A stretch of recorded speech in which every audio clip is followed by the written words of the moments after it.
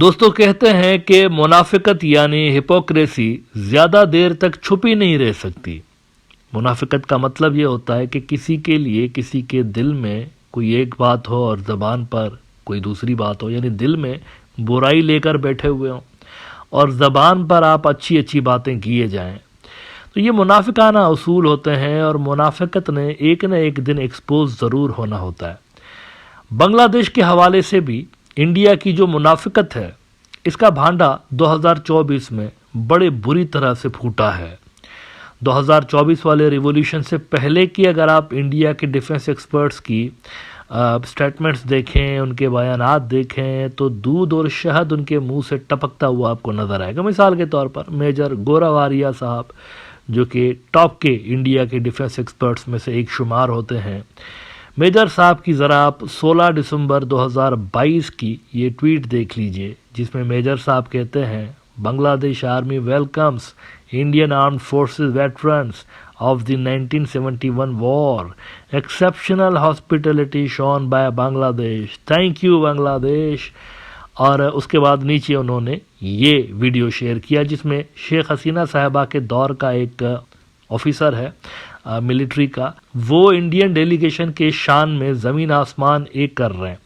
यहाँ तक भाई साहब ने कह दिया, इंडिया के जो डेलीगेशन आया हुआ था, कि आपके आने से पहले ढाका का मौसम खूबसूरत था, लेकिन अब तो 4 चांद लग गए भाई, आप आ गए तो ढाका का मौसम और भी हसीन हो गया। बहुत ही रोमांटिक किस्म की बातें यहाँ पे आपको ये करते हुए नजर आ रहे हैं। 1971 वेटरन्स का कोई यहाँ पर प्रोग्राम हो रहा है और इसके पैसे सारे बांग्लादेश भर रहा है और इनको यहाँ पर बांग्लादेश में लाकर तो इनकी बड़ी अच्छी तरह से मेहमानी की जा रही है इन इंडियन आर्मी के रिटायर्ड लोगों की। We are very happy. We have not kept any stone unturned to make the visit very, very successful, sir. I am here around the clock. I will be beside you, and for you, separate teams, separate venue, separate accommodation. Everything is specialized. Everywhere we have given our special touch for you. This morning, the weather and the sky in Dhaka was gloomy. After your arrival, it is bright and brighter.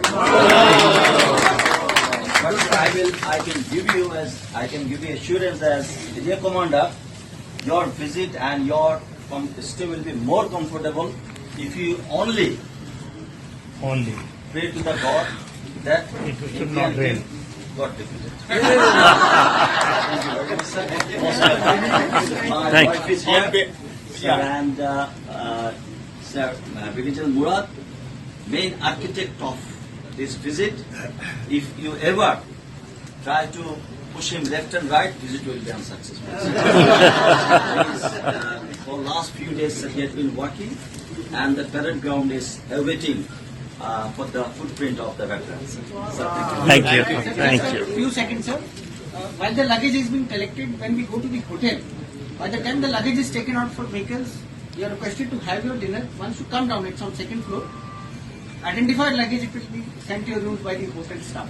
So we will not waste. Our staff will be on that. On behalf of all the veterans, let me thank you, thank the government of Bangladesh, Armed Forces of Bangladesh for all the hospitality being shown to us.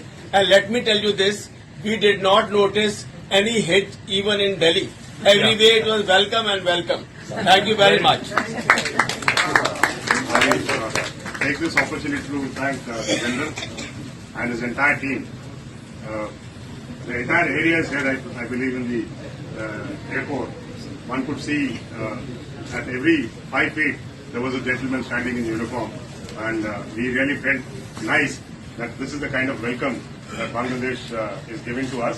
अच्छा, ये देख लिया आपने कितना प्यार मोहब्बत के साथ बड़ा हंसी खुशी रह रहे हैं। अच्छा, ये वो वक्त है कि जब बॉर्डर पर किलिंग्स भी हो रही हैं, पानी भी चोरी हो रहा है, सारा कुछ हो रहा है, लेकिन इन सारे इश्यूज़ को साइड पे रख के, इन इश्यूज़ को इश्यूज़ ही कंसीडर नहीं करना, इनको उठा के फेंक दिया और फिर भी प्यार मोहब्बत के गीत गाने लगे। लेकिन जैसे ही ढाका वालों ने फैसला किया, अब बहुत हो गया, बहुत हमने सुन लिया, बहुत देख लिया, बहुत बॉर्डर किलिंग्स बर्दाश्त कर ली, बहुत पानी चोरी बर्दाश्त कर ली, सब कुछ करके देख लिया, दादागिरी बर्दाश्त कर ली, अब हम अपनी हुकूमतें खुद बनाएंगे। तो उसके बाद यही गोरावारिया, जो कि आप देखिए ट्वीट में थैंक यू बांग्लादेश बोल के हाथ जोड़ता हुआ नजर आ रहा था, इसी गोरावारिया की टोन देखिए ज़रा। आप मेरे दिल से उतर गए हैं, आप तो डिजर्व ही नहीं करते, आप तो बहुत ही बुरे लोग हैं। देखिए इसकी टोन कैसे तब्दील हो गई है। मत करो साले कोऑपरेट। तुम लोग क्या, तुम हो कौन जो तुम कोऑपरेट करोगे? भिखारी कोऑपरेट करेंगे हमारे साथ? It will be difficult to cooperate with India. मतलब अब 2-2 कौड़ी के भिखारी भारत को धमकी देंगे? एक चीज का आज के बाद बड़ा अफसोस रहेगा, बड़ा अफसोस रहेगा, ठीक है? उनको पता नहीं था, क्योंकि रविन्द्रनाथ टैगोर जी को तो नहीं पता था, वो तो बहुत पहले उनका स्वर्गवास हो गया, तो उनको बांग्लादेश के बारे में तो पता नहीं था। बहुत पहले वो दुनिया से चले गए। लेकिन आई रियली रिग्रेट कि बांग्लादेश ने गुरुदेव रविंद्रनाथ टैगोर के लिखे हुए गाने को अपना नेशनल एंथम बनाया। आई रियली रिग्रेट यार, मुझे बड़ा बुरा लग रहा है। You people are not worth it, पता है? You don't deserve to have a national anthem written by Rabindranath Tagore. You don't deserve. तुम ढूंढ लो अपने किसी को वहां पे सड़क पे चलता हुआ, वो लिखेगा। You don't deserve it. मैं बता रहा हूं, जब से तुम लोगों ने अपना वहशीपना दिखाया ना हिंदुओं के खिलाफ, यार बाय गॉड मैं बता रहा हूं दोस्तों, मेरे ना दिल से उतर गए ये लोग यार।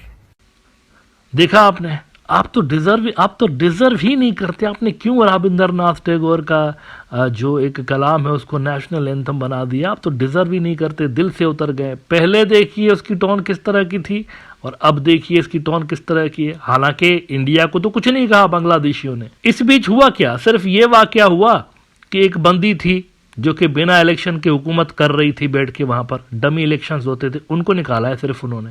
बस इतना सा ही काम हुआ है ना, और तो कुछ नहीं हुआ। उधर बांग्लादेशियों ने जाकर जंग तो नहीं की इंडिया के ऊपर, कोई उधर जाकर उन्होंने कोई अफरा तफरी तो इंडिया में नहीं मचाई ना, कुछ भी नहीं किया बांग्लादेशियों ने। सिर्फ एक काम हुआ है कि एक बंदी जो कि बैठी हुई थी पावर में और जो कि इलेक्शन भी नहीं करा रही थी, ऐसे ही बैठी हुई थी, उसको हटाया है। तो तेवर देखिए कैसे बदल गए। इसका मतलब है ये जो सारी सो कॉल्ड मोहब्बत थी वो कंडीशनल थी। किस बात पे कंडीशनल थी? इस बात पे हमारे जो पपेट्स हैं उनको अगर आप बिठाएंगे तो आप हमें पसंद आएंगे, उनको रिमूव करेंगे तो पसंद नहीं आएंगे आप। अब ये तो सारा हो गया है। Now what next? फ्यूचर में क्या? फ्यूचर में यह है कि इंडिया अभी भी चाहता है कि उनके जो पपेट्स हैं उनके लिए कोई रोल बनाया जाए, लेकिन यहाँ पर एक बहुत बड़ा नेशनल सिक्योरिटी का मुद्दा बांग्लादेश के लिए मौजूद है। इस बात के कभी इम्कानात हैं, स्ट्रांग इस बात के चांसेस हैं कि अगर शेख हसीना साहिबा या उनकी पार्टी को उसी तरह का इक़्तिदार दोबारा कभी मिल गया जिस तरह का वो पहले एंजॉय करते थे, तो शायद इंडिया और बांग्लादेश के डिफेंस टाइज जो हैं वो आपको बहुत ज़्यादा डीप होते हुए नजर आए। इस लेवल तक डीप हो जाए कि शायद बांग्लादेश का अपना डिफेंस मैकेनिज्म ही ख़त्म करके रख दिया जाए। इट इज़ क्वाइट पॉसिबल कि यहाँ अगर पूरे के पूरे मुल्क का मर्जर ना भी हो तो बांग्लादेश के जो अहम तरीन शोबे हैं सच एज डिफेंस और फॉरेन पॉलिसी, इसमें मर्जर हो सकता है। और ये हवाई बातें नहीं है, इंडिया की तरफ से उनके जो ऑफिशियल्स हैं वो इस तरह के सिग्नल्स दे चुके थे और उसी तरफ चीज़ें शेख हसीना के दौर में ही जा रही थी। ये रेलवे का जो शेख हसीना ने तय कर दिया था कि बांग्लादेश के अंदर से इंडिया की रेलवेज जाएंगी और वीज़ा फ्री एक्सेस तक भी बातें चल रही थी। इसके बाद अगला मरहला यही होना था। ये ज़रा आप 2022 की एक इंटरेस्टिंग खबर तो देख लीजिए, द प्रिंट के अंदर छपी थी। बड़ा टॉप का बीजेपी का नेता है मनोहर लाल खट्टर, इसने कहा था कि ये बांग्लादेश और पाकिस्तान जो है ना वो मर्जर हो सकता है, पॉसिबिलिटी है ना। पाकिस्तान तो एक न्यूक्लियर स्टेट है, उनके साथ तो मर्जर उनका शायद अगले कई डेकेड्स तक भी ना हो, लेकिन बांग्लादेश का नाम उन्होंने लिया था यहाँ पे कि Pakistan Bangladesh merger with India possible like Germany unification Khattar says. इसमें उन्होंने कहा कि the Haryana Chief Minister made these remarks after inaugurating a 3-day training camp of the BJP's National Minority Morcha Monday. He also quipped that when East Germany and West Germany can unite, the merger of Pakistan and Bangladesh with India can also be possible, according to a press release issued by the Morcha. Bangladesh एक soft target है as compare to Pakistan, क्योंकि पाकिस्तान का जैसे कि मैंने कहा कि nuclear power country है, उसका मर्जर इस तरह से नहीं हो सकता, लेकिन बांग्लादेश सॉफ्ट टारगेट था। तो नजर इस हवाले से बांग्लादेश के ऊपर थी कि ये सिक्किम का मॉडल यहाँ पर अप्लाई किया जाए। नाउ 2024 में जो भी तब्दीली आई हैं, जाहिर सी बात है कि अगर दोबारा से कभी भी अवामी लीग को शेख हसीना साहिबा को पावर मिलता है तो वो इन गलतियों को नहीं दोहराएंगे। उनको फौज से जिस सपोर्ट की तवक्को थी वो सपोर्ट इनको इस मर्तबा नहीं मिली। जब उनकी गवर्नमेंट धपड़दूस हुई है तो उनको ये महसूस होता रहा BDR रिवोल्ट के बाद कि पूरी की पूरी आर्मी मेरे कंट्रोल में है और ये मेरी हुकूमत को बचाएंगे जब भी कभी मुझे ज़रूरत पड़ी, लेकिन ऐसा नहीं हुआ।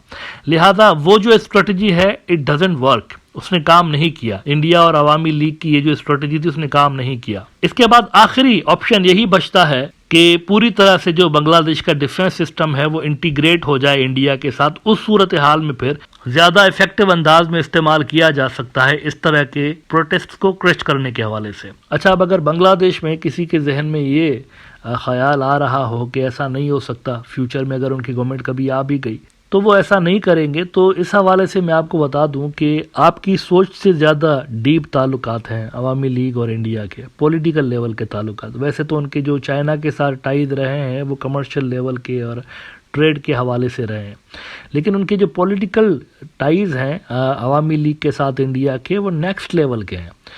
क्या उनकी अपोजिशन, क्या उनकी हुकूमत, ये सारे के सारे इनको सपोर्ट करते हैं।